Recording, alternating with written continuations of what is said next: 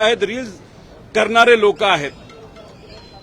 अजितदादा पक्षाचे आमदार अमोलजी मिटकरी, ठोंबरेताई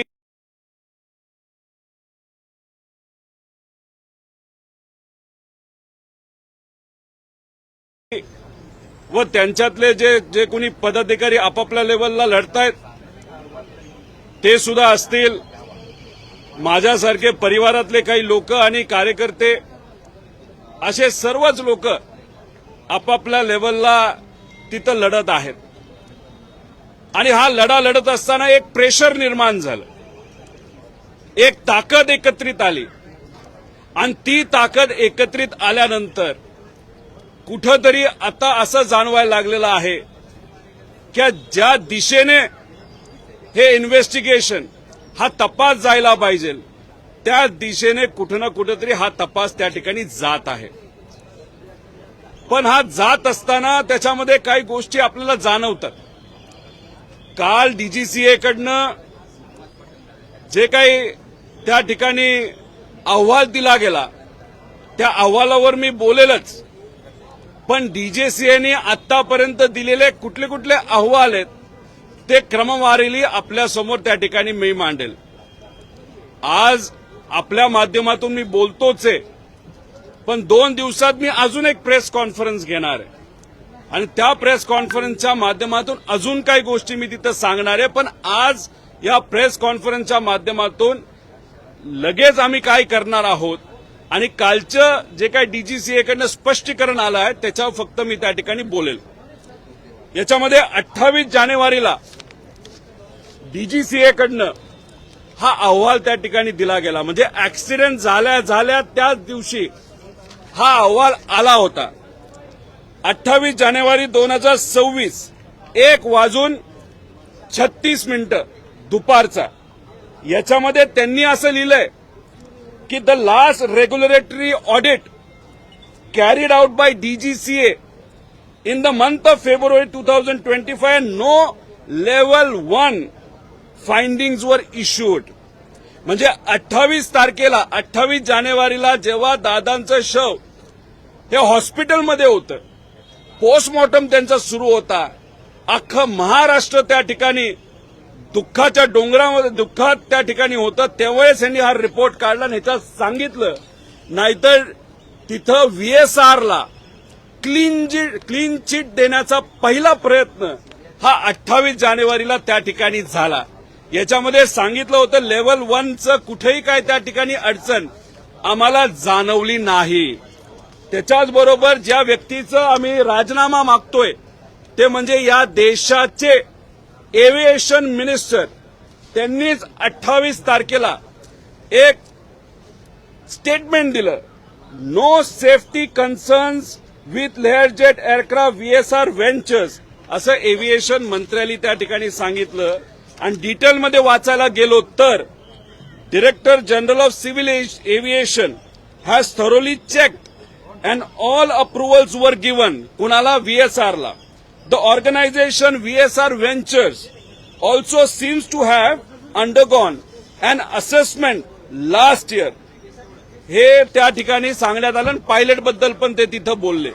म्हणजे त्याचा अर्थ डीजीसीएली क्लीन चिट दिलीच, पण त्याच्याच बरोबर ज्या मंत्र्यांचा आम्ही राजीनामा मागतोय आणि मागतच राहणार जोपर्यंत मिळत नाही, त्या व्यक्तीला सुद्धा व्हीएसआरला दुर्दैवाने त्याच दिवशी तिथं क्लीन चिट दिली.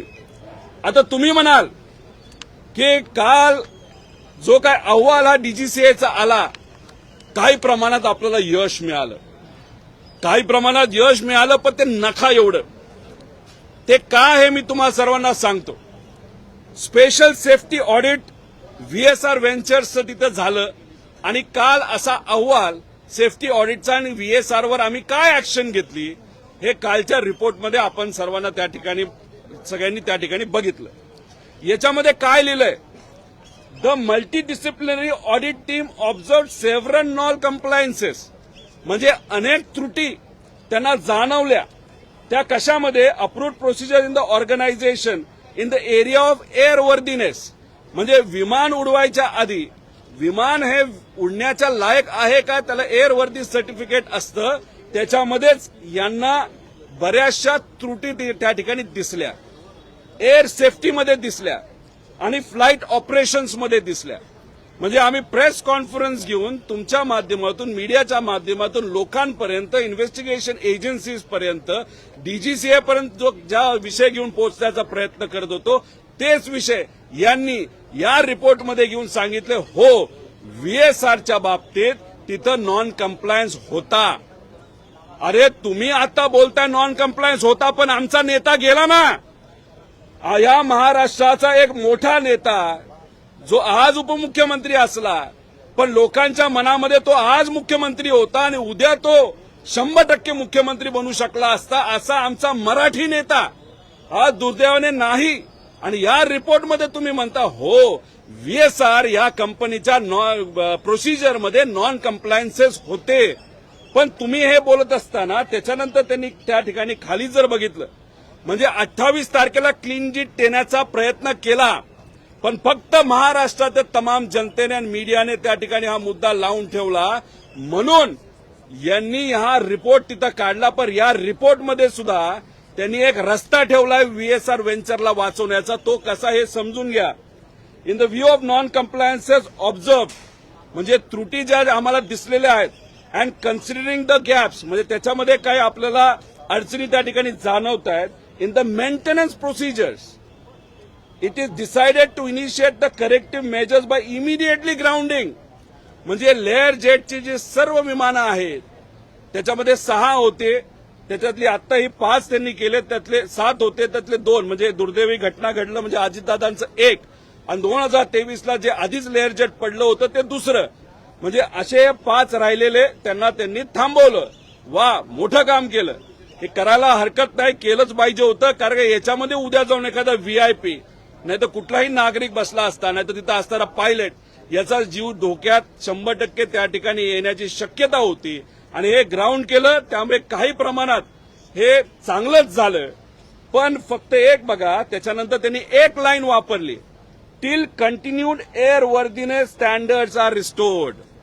म्हणजे की अपघात झाला, घात झाला दादांचा, आपले अजितदादा माझे काका त्या ठिकाणी त्याच्यामध्ये दुर्दैवी मृत्युमुखी पडले, आणि मग आता हे डीजीसीए सांगतंय की आता तुझे राहिलेले विमान तू ग्राउंड कर, त्याचं मेंटेनन्स कर, त्याचं डॉक्युमेंटेशन कर, काय काय लॅप्सेस असतील ते पूर्ण कर.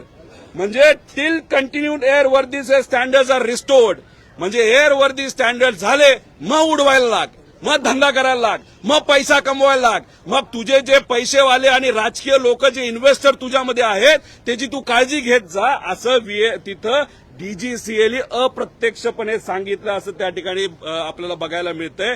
त्यामुळे हे जे काय केलं, तुम्ही फक्त दिखावा तिथं करताय, तुम्हाला फक्त दाखवायचं की आम्ही त्या ठिकाणी ऍक्शन घेतली. आणि आमचं एक मत आहे की तुम्ही काय करता की व्हीएसआरचे हे 5 मशीन्स, विमानं ही तुम्ही ग्राउंड केली. बरं, मला तुम्ही सांगा की आता व्हीएसआर चा मालक हे हलकट माणूस आहे, तो कामचुकार माणूस आहे, तो तिथं मेंटेनन्स मध्ये पैसे खातो, तो मेंटेनन्स नीट करत नाही. हे सगळे मुद्दे आम्ही सांगितले.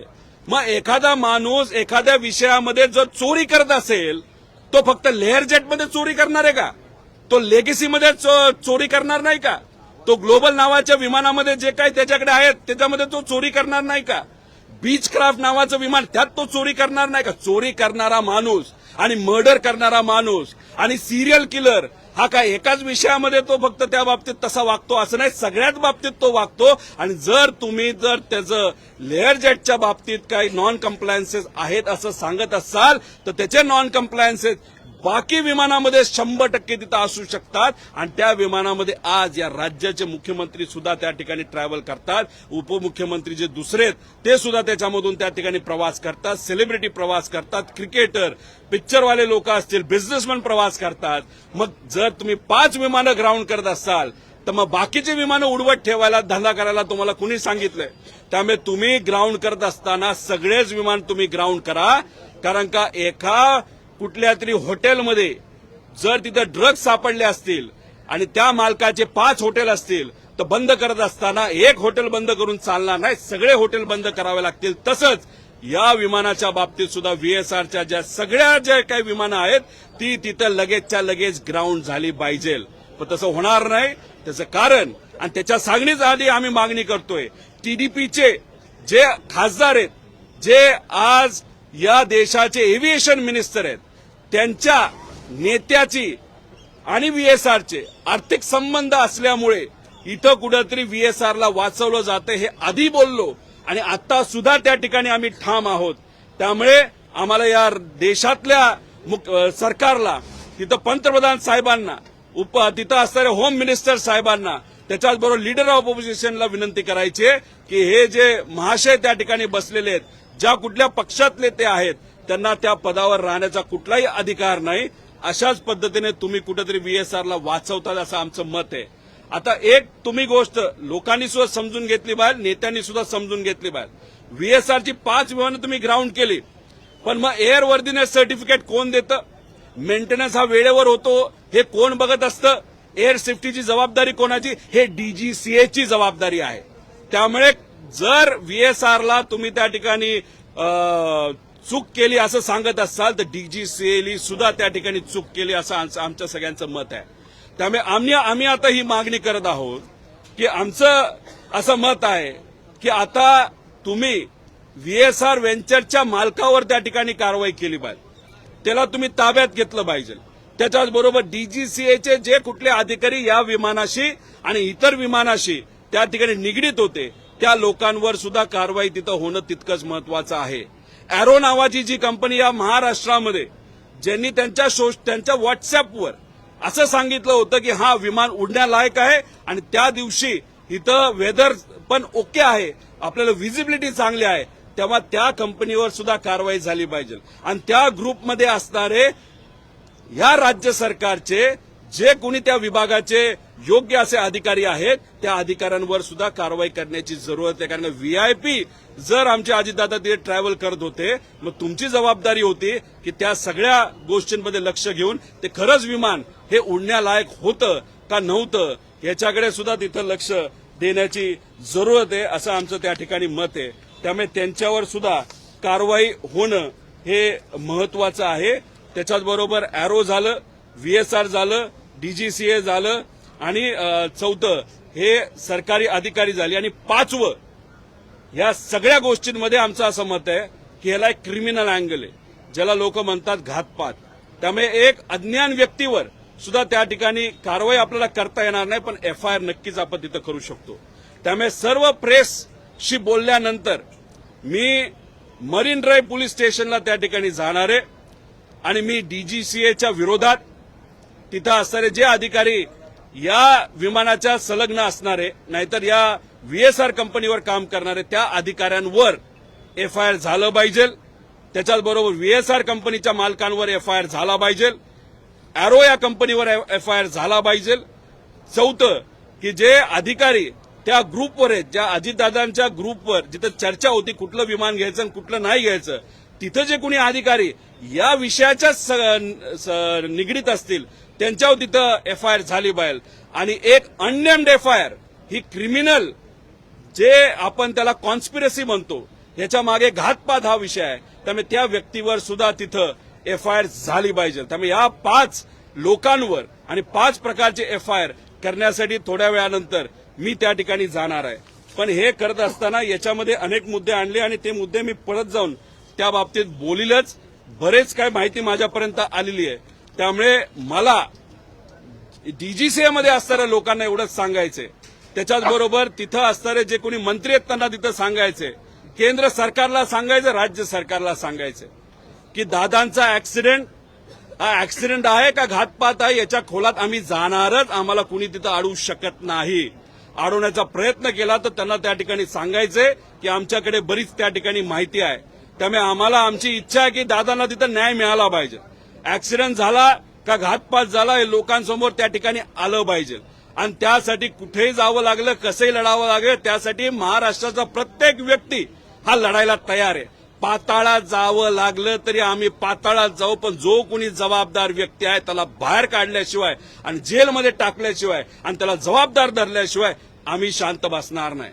पण हे करत असताना मला अजून एक मुद्दा इथं मांडायचा आहे. राज्य लेवलला मर्यादा आहेत लढायसाठी. सीआयडी काय काम करते अजूनपर्यंत आम्हाला तिथं कळलं नाही. सीबीआयला हिरवा कंदील दिलाय, सीबीआयला सांगितल्यात आलेलं आहे, पण सीबीआयने अजूनपर्यंत एफआयआर हा फॉर्मली तिथं टाकलेला नाही. त्यामुळे त्या बाबतीत काय झालं हे आम्हाला तिथं कळालं नाही. त्यामुळे मी आमच्या पक्षातल्या खासदारांना या मीडियाच्या माध्यमातून आणि आम्ही सुद्धा त्यांना सांगू, सुप्रियाताई सुद्धा तिथं बोलणार आहेत, डॉक्टर अमोल कोल्हे आणि सुप्रियाताई या बाबतीतला पुढाकार येणाऱ्या लोकसभेच्या अधिवेशनात 100% त्या ठिकाणी घेतील. मी उद्धव ठाकरे साहेबांच्या खासदारांना, उद्धव ठाकरे साहेबांना आणि संजय राऊत साहेबांना सुद्धा मी विनंती करतो की येणाऱ्या अधिवेशनामध्ये दिल्लीमध्ये अजितदादांचा मुद्दा हा सगळ्यात आधी सगळ्यात महत्वाचा असल्यामुळे मराठी माणूस आणि मराठी नेता, महाराष्ट्राचा एक नेता जर घातपात नाही तर घातामध्ये त्या ठिकाणी गेला असेल तर तो मुद्दा पहिल्यांदाच पार्लमेंटमध्ये घेतला गेला पाहिजे. यासाठी मी विनंती करतो. जे काँग्रेसचे खासदार आहेत त्यांना मी विनंती करतो, राहुल गांधीजी जे लीडर ऑफ ऑपोजिशन आहेत त्यांना विनंती करतो की तुम्ही सुद्धा हा मुद्दा तिथं घ्यावा. बीजेपीचे खासदार बोलतील याच्यावर मला शंका आहे, कारण का जेव्हा केव्हा मी प्रेस कॉन्फरन्सेस घेतलेत, जेव्हा केव्हा मी हे मुद्दे मांडलेत, तेव्हा महाराष्ट्राचे भाजपचे नेते हे माझ्या विरोधात तिथं बोललेले आहेत. एक तर नेता इतका गलिच्छ लेवलला जाऊन बोलला, एका मृत्यू झालेल्या व्यक्तीच्या कपाळावरचं लोणी घालतो, म्हणजे त्याला लायकी तरी आहे का त्या मंत्र्याची? म्हणजे इतकं वाईट मला त्या ठिकाणी तिथं वाटलं.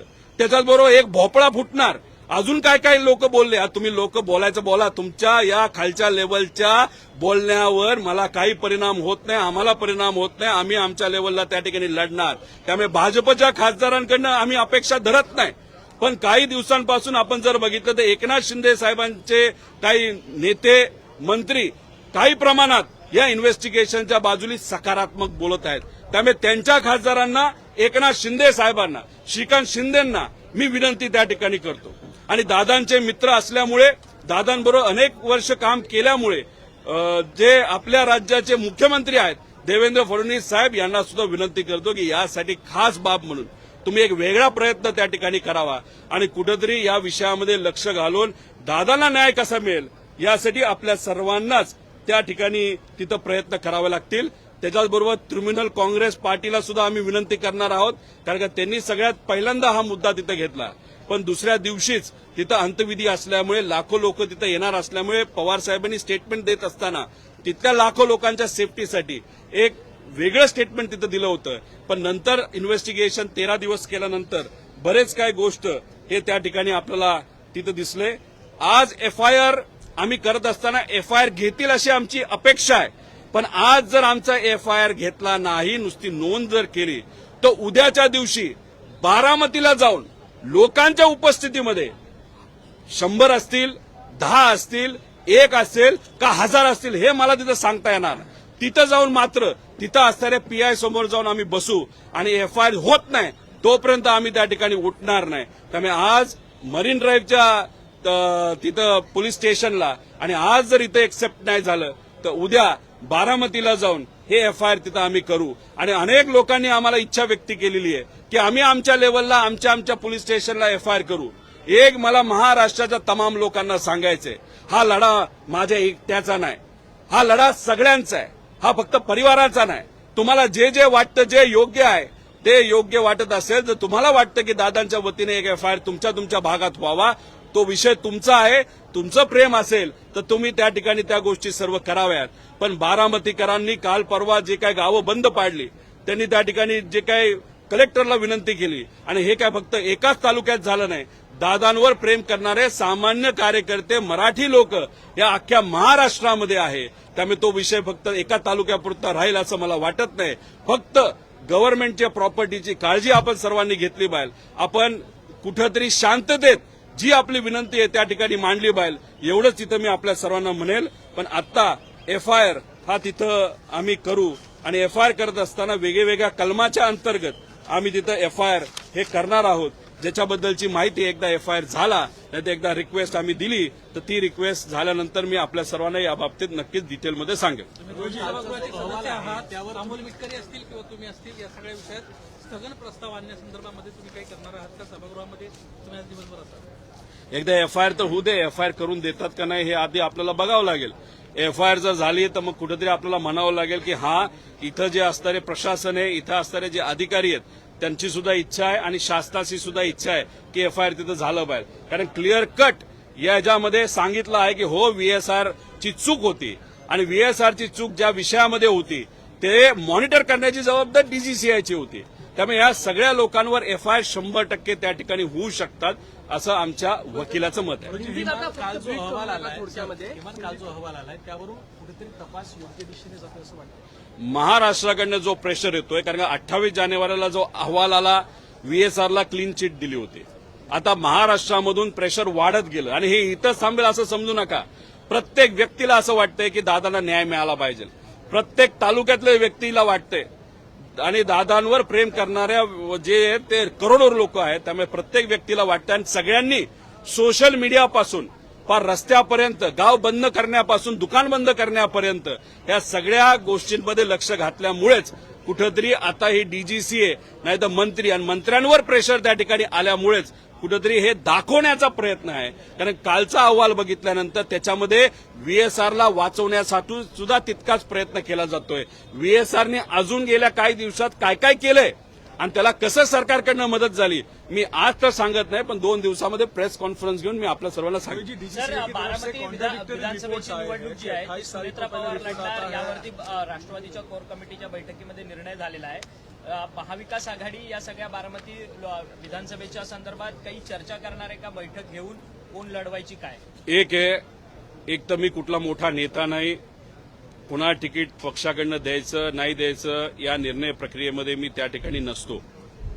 पण अजित काकांचा पुतण्या म्हणून, पवार परिवारातला एक व्यक्ती म्हणून, बारामतीमध्ये माझा जन्म झालाय म्हणून, तिथला एक नागरिक म्हणून आणि या महाराष्ट्राचा एक नागरिक म्हणून मला एवढंच वाटतंय की जर सुनेत्रा काकी तिथं आमदारकीसाठी या पोटनिवडणुकीमध्ये उभा राहत असतील तर ती निवडणूक ही बिनविरोधच त्या ठिकाणी झाली पाहिजे. यासाठी सगळ्यांनीच, आमच्या पक्षाली सुद्धा आणि इतर पक्षांनी सुद्धा त्या बाबतीत त्या ठिकाणी पुढाकार घेतला पाहिजे.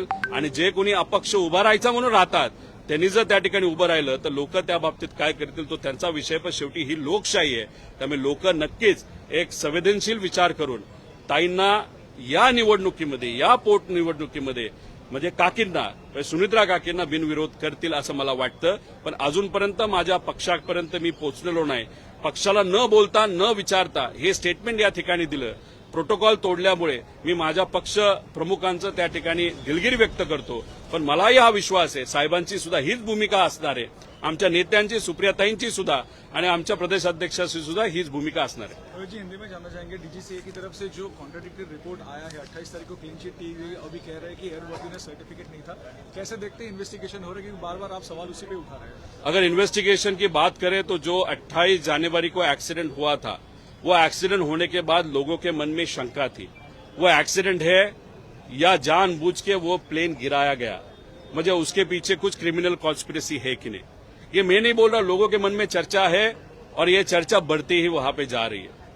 अब ये एक्सीडेंट होने के बाद अगर आप देखो तो हमने जो रिसर्च किया, रिसर्च करने के बाद आप जैसे अच्छी मीडिया, उसी के साथ जो सोशल मीडिया पे बात करने वाले लोग, रील करने वाले लोग, महाराष्ट्र के कमेंट करने वाले लोग और उसी के साथ घर में चर्चा करने वाले, दुकान पे चर्चा करने वाले, काम करते वक्त चर्चा करने वाले जो महाराष्ट्र के स्वाभिमानी जो नागरिक है, उनकी एक इच्छा थी कि ये जो इन्वेस्टिगेशन है वो राइट डायरेक्शन में जाना चाहिए. अभी देखो 28 जनवरी का DGCA का ये रिपोर्ट है. उस रिपोर्ट में VSR को उन्होंने वैसे देखा जाए कि टेक्निकली क्लीन चिट वहां पे दी है. Last regulatory audit was carried out by DGCA in the month of February 2025 and no level 1 findings were there. मतलब 28 तारीख को ही वहां पे DGCA ने VSR को वहां पे क्लीन चिट दी थी. अभी उसी के बाद उसी दिन में अगर आप जो मंत्री, मतलब ये जो मिनिस्टर है, उनको मैं कहना चाहता हूं कुछ दिन पहले हमने डिमांड की थी, आपने रेजिग्नेशन वहां पे देना चाहिए और वो डिमांड हम कायम रखते हैं. अभी भी हमारा कहना है जो एविएशन मिनिस्टर है इस इंडिया के, इस कंट्री के, उन्होंने इस्तीफा जल्दी से जल्दी वहां पे देने की जरूरत है. और उन्होंने उस दिन VSR को इनडायरेक्टली वहां पे क्लीन चिट दी थी. उसी के साथ उन्होंने ऐसा कहा था, director general of civil aviation has thoroughly checked and all approvals were given the organisation VSR Ventures also seems to have undergone an assessment last year.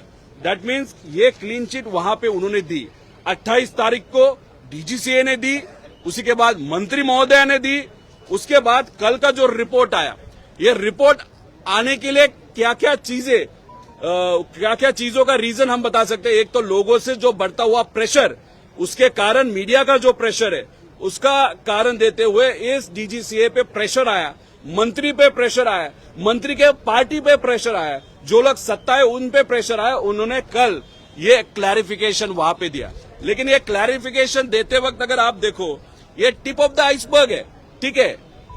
ये सक्सेस है क्या लोग जो लड़ रहे उसका, तो हम कह सकते हैं yes, but it is only tip of iceberg, because जो विषय हम सब ने वहां पे प्रेजेंट किए थे, इसमें से कुछ मुद्दों पे चर्चा करने के बाद ये एक्शन लिया गया। लेकिन ये एक्शन लेते वक्त उन्होंने क्या किया, the multidisciplinary audit team observe several non compliances of approved procedures in the organization in the area of airworthiness, air safety, flight operations.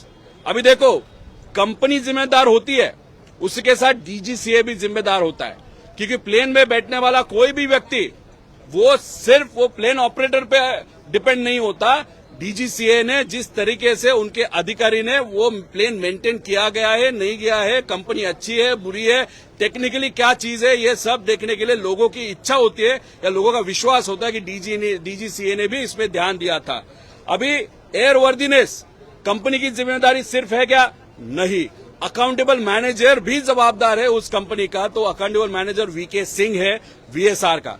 उसी के साथ और कौन जिम्मेदार है? DGCA जिम्मेदार है एयरवर्दीनेस सर्टिफिकेट के लिए।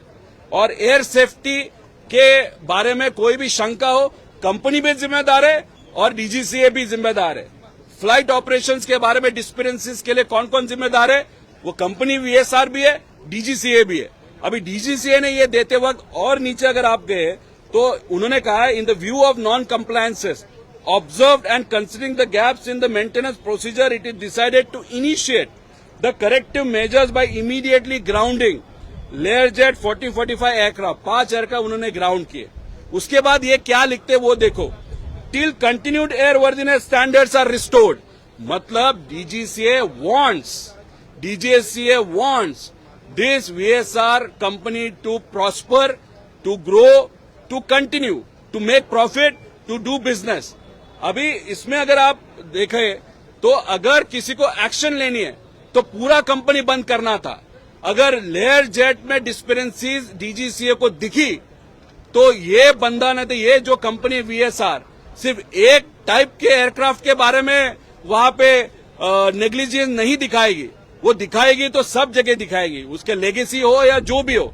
तो इसीलिए कुछ प्लेन्स के बारे में या कुछ ब्रांड के बारे में अगर ये नेग्लिजेंट है, that doesn't mean they are not negligent to some other brands or some other aircraft. Now the other thing is, now henceforth if Legacy 600 what they have, उसमें अगर कोई सेलिब्रिटी, जैसे हमारे राज्य के मुख्यमंत्री Legacy 600 इस्तेमाल करते हैं VSR का, अगर वो आगे जाके उस प्लेन को कुछ होता है तो उसके लिए जिम्मेदार कौन होगा?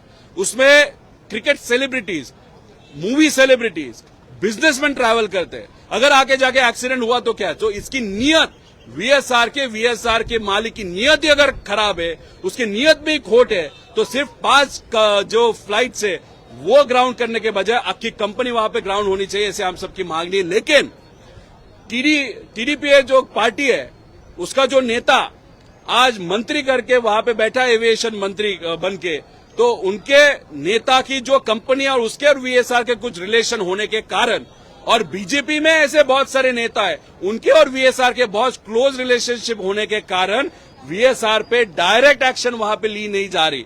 अभी इसमें हमारा नेता गुजर गया, अभी ये जानबूझ के किया गया या एक्सीडेंट था, वो देखने की बात है। इसलिए आज 12 बजे हम और हमारे साथ कुछ कार्यकर्ता वहां पे एक पुलिस स्टेशन पे जाने वाले हैं और एक FIR दर्ज करने वाले हैं, क्योंकि यहाँ पे DGCA ने एक्सेप्ट किया कि डिस्पेरेंसीज थे। तो एक VSR के मालिकों के ऊपर हम वहां पे FIR करेंगे, उसी के साथ DGCA के जो अधिकारी इससे रिलेटेड है उस पे FIR करेंगे। तीसरी कंपनी एरो जिन्होंने अप्रूवल दिया ओके टू फ्लाई, वो देख के दादा के पीए ने दादा को बताया ठीक है now weather is okay we can fly, Aero पे हम एफआईआर वहां पे करेंगे।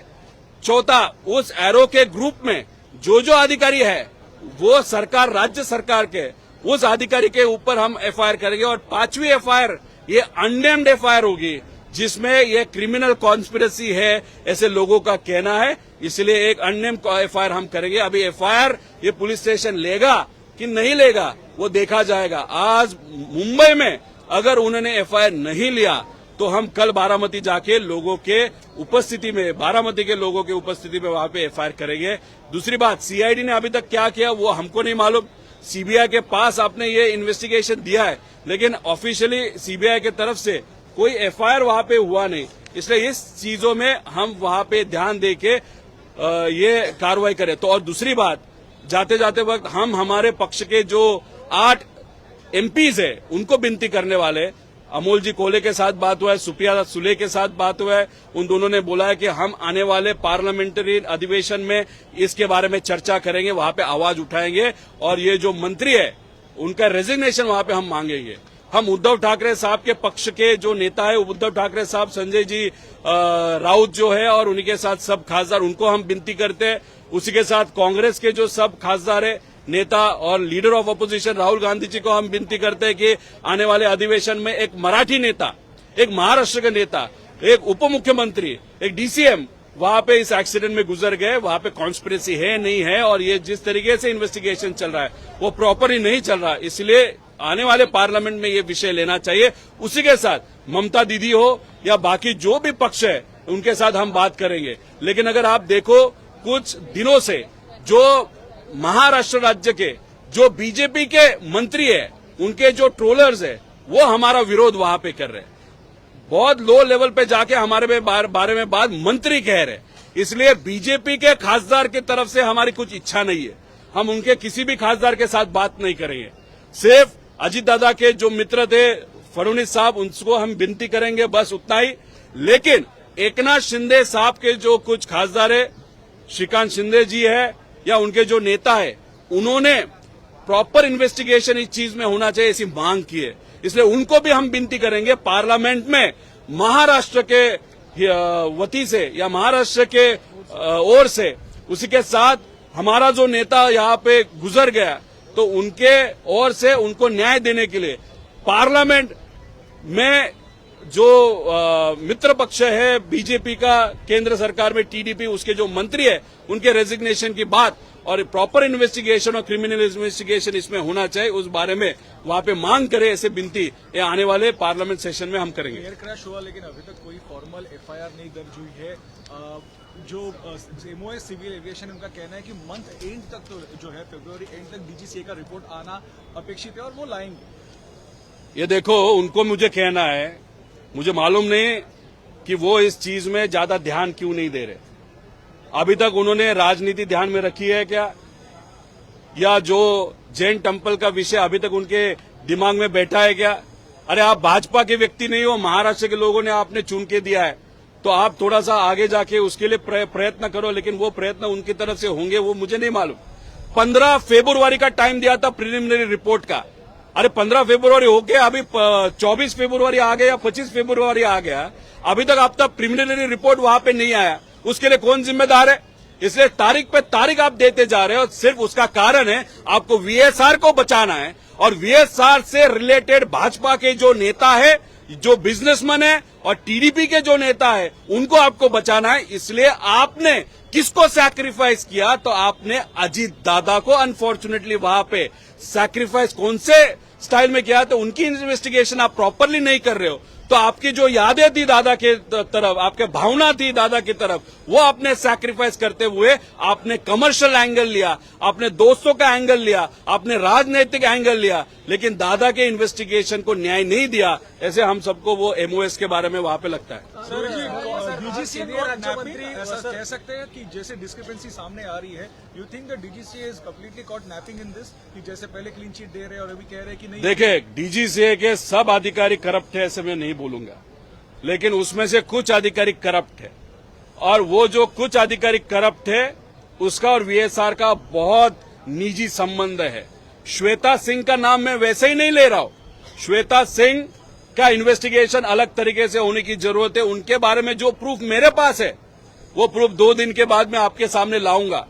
लेकिन अगर आप महाराष्ट्र का एक नेता है, महाराष्ट्र का एक नेता वहां पे एक्सीडेंट में गुजर जाता है और इस विषय को आप लाइटली लेते हो, और कल परसों एक रेड बर्ड नाम का एक प्लेन, अनफॉर्चुनेटली जो लोग उसमें गुजर गए उनके फैमिली के साथ हम भी हैं, क्योंकि वो कैसे हुआ क्या हुआ उसके बारे में भी मैं बात कर सकता हूं। लेकिन रेड बर्ड के ऊपर आप दूसरे दिन कार्रवाई करते हो, उसके सब पेपर आप दूसरे दिन वहां पे कन्फिस्केट करते हो, और यहाँ पे मराठी नेता अजीत दादा का एक्सीडेंट होता है, उनके बारे में आप इतना तत्परता वहां पे नहीं दिखाते, पेपर वहां पे ताबे में नहीं लेते, वीएसआर का काम धंधा वैसे भी चालू रखते हो, उसका ऑफिस चालू रखते हो। इससे हम क्या समझे, आप मराठी मानुस को कम दिखाना चाहते हो, मराठी नेता को कम दिखाना चाहते हो, या इसमें कुछ कॉन्स्पिरेसी है जो आपको दबानी है, कुछ डॉक्यूमेंटेशन है जो आपका करेक्ट करने हैं, उसके कारण आप जानबूझ के वीएसआर को बचा रहे हैं, ऐसे हम सबका कहना है। इसलिए अगर आप देखो तो रेड बर्ड के बारे में जो कार्रवाई दूसरे दिन हुई, लेकिन दादा के बारे में यहाँ पे टाइम पास चल रहा है। उसी के साथ ये जो रोहित सिंह नाम का बंदा है बहुत कनेक्टेड है, अमेरिका में था, अभी इंडिया में आया है, पीआईबी मतलब पायलट इन्वेस्टिगेशन ब्यूरो के सामने कल परसों बैठा था, आराम से एसी में बैठा था। अरे उसको पायलट इन्वेस्टिगेशन ब्यूरो के सामने क्यों ला रहे हो,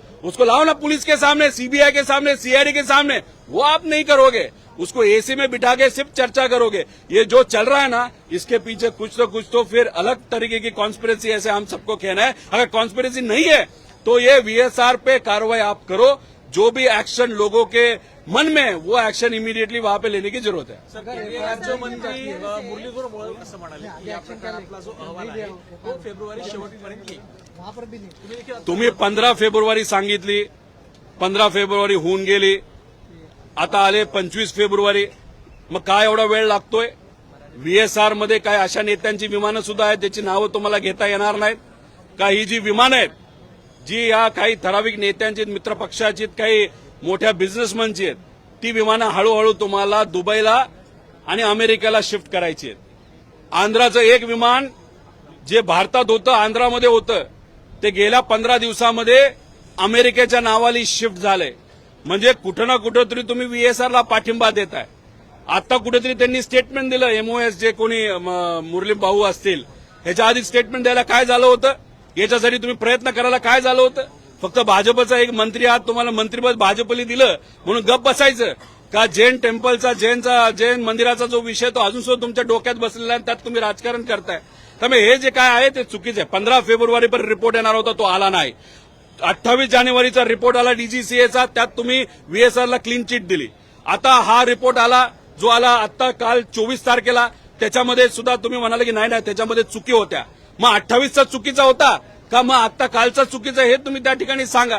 त्याच्याबरोबर रेड बर्ड नावाची एक कंपनी आहे, झारखंडमध्ये एक विमान त्यांचं छपरी नावाच्या जागेवर त्या ठिकाणी पडलं. दुर्दैवाने त्याच्यामध्ये 6 जणांचा मृत्यू झाला. दुर्दैवी गोष्ट, त्यांच्या परिवाराबरोबर आम्ही आहोत, आदरांजली आहे. आता त्या रेड बर्डवर दुसऱ्या दिवशी तुम्ही कारवाई करता आणि दादांच्या बाबतीत तुम्ही हातावर हात ठेवून, पायावर पाय ठेवून निवांत त्या ठिकाणी बसता. मग तुम्हाला हे दाखवायचं की महाराष्ट्राची किंमत नाही, महाराष्ट्राच्या नेत्याची किंमत नाही, अजितदादांची किंमत नाही, हे कुठेतरी दाखवण्याचा प्रयत्न अप्रत्यक्ष प्रत्यक्षपणे हे कुठेतरी दिल्लीवरनं या मंत्रालयाच्या माध्यमातून, एव्हिएशन मंत्रालयाच्या माध्यमातून होते असं आपल्याला म्हणावं लागेल. असंच आपल्याला म्हणावं लागेल की या मोठ्या नेत्याचा जो तपास व्हायला पाहिजे, मराठी माणसाचा तपास व्हायला पाहिजे, याच्यात फक्त डीजीसीएला वाचवण्यासाठी, वीएसआरला वाचवण्यासाठी, वीएसआर मध्ये ज्या ज्या नेत्यांची विमानं आहेत ते वाचवण्यासाठी, पैसा वाचवण्यासाठी आणि व्यावहारिक संबंध ज्या ज्या लोकांना त्यांचा पैसा वाचवण्यासाठी मुद्दामून डिले केला जातो आणि डिले होतोय, उशीर होतोय. अजून ब्लॅक बॉक्सचा रिपोर्ट तिथं आलेला नाही. याच्यावरनं कुठंतरी जो काही अपघात का अपघात या प्रश्नावर लोक समजा आता अपघाताकडे असतील, पण आता हे डिले होत असल्यामुळे घाताकडे मेजॉरिटी लोक महाराष्ट्राची त्या ठिकाणी वळताना आपण सगळे बघू शकतो. एक वेगळा प्रश्न सर, पाठिंबा देण्याच्या मागचा हेतू असा आहे का की ज्या कारणाने तो वीएसआरचे जे लोक आहेत त्या काही लोकांच्या नेत्यांची नाव सामोर येऊ शकतात, या भीतीने वीएसआरला पाठिंबा देण्यात? आमचं एकच मत आहे, जे काय योग्य पद्धतीने करा. आम्ही सुद्धा VSR मध्ये काय चालतं कसं चालतं याची अधिकची माहिती देऊ शकतो. त्यामुळे उगाच वेळ लावून कशाला तुम्ही तुमच्या अडचणी वाढवतात, कोण कुठला धंदा करतो, कसे पैसे कमवतो याचं काही घेणं देणं आम्हाला नाही. आमचं फक्त एवढंच म्हणणं आहे, तुमचा पैसा तुम्हाला लकलाभ, तुमचे धंदे तिकडे लकलाभ.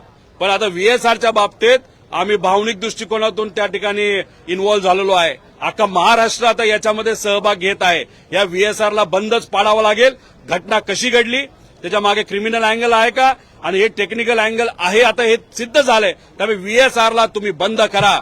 आम्हाला कोणाच्या धंद्यात जायचं नाही, कोणाच्या आर्थिक व्यवहारात जायचं नाही. फक्त आमचं मत आहे VSRवर ऍक्शन करून त्याला कुलूप लावा आणि मालकाला जेलला टाका. आणि जे DGCAचे अधिकारी जे याला जबाबदार आहेत त्यांच्यावर सुद्धा कारवाई ही झालीच पाहिजे. एक वेगळा राजकीय प्रश्न आहे.